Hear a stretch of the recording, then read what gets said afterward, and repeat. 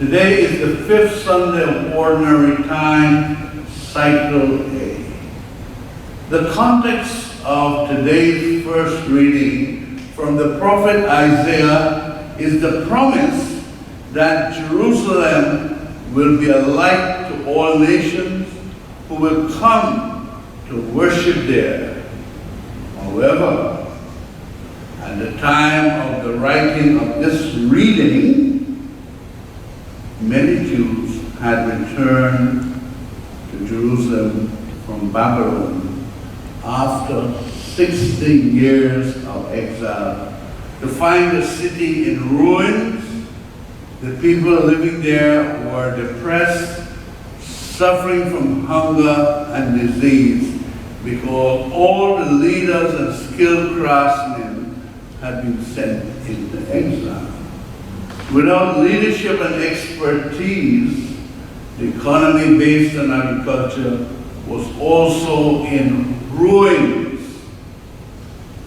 How could this city of ruins be built up so that it would attract visitors? They had very little money. They were called to be a shining light of God's love for them in the way they treated the poor and the lowly.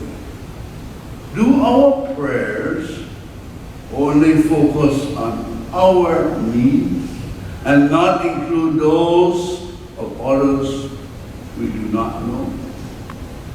The first reading tells the people and us that if we share our bread with the hungry, shelter the oppressed and the homeless, clothe the naked, and do not turn our backs on our own, and remove oppression, false accusation, and malicious speech, when we cry out to help, for help, God will answer. He will protect us. The gloom and the darkness that surrounds us will disappear.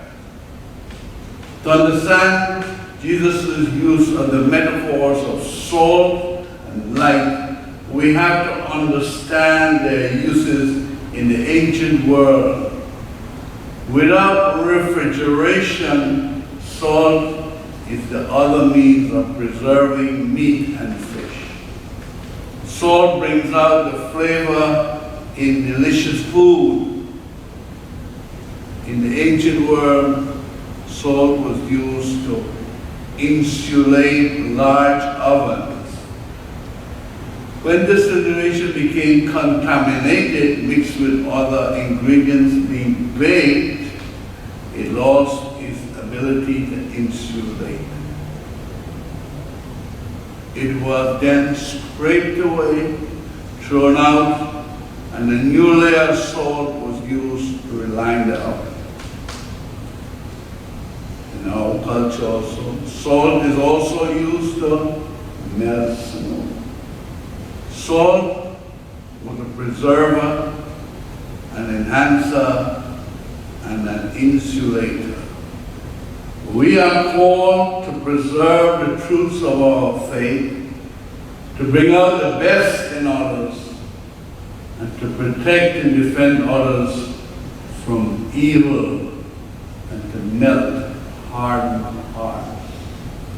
America is the best lit country at night, especially along the coast. We take electricity and light for granted.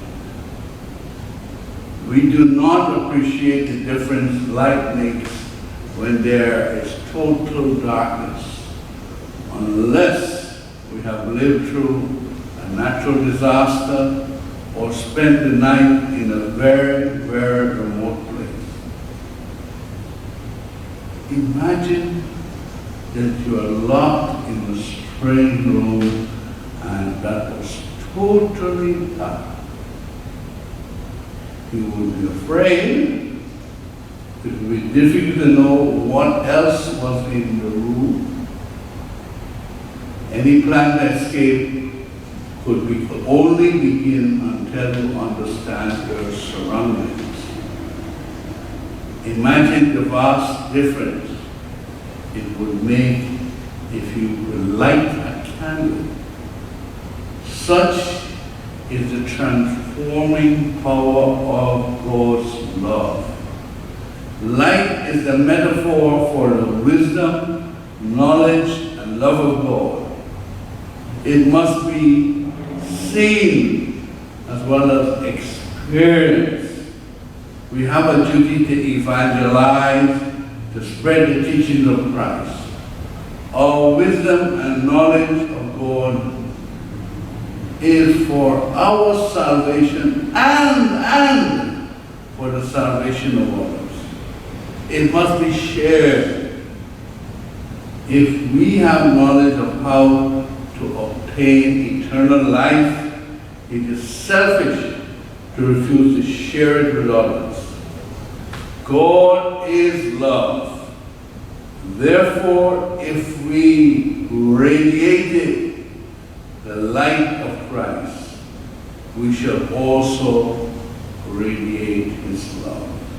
This happens above all when we generate acts of loving kindness to others. I want you to go back and think. Which act of loving kindness from a member of your own family do you always remember? Which act of loving kindness from a member of your family do you always remember? And which act of loving kindness from a stranger or a non-member of your family have affected you the most? Maybe years ago, but it's still there in your soul.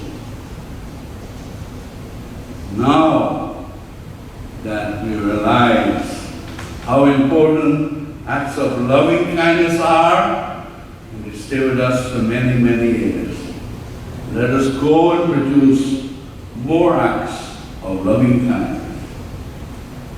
That the light of Christ may shine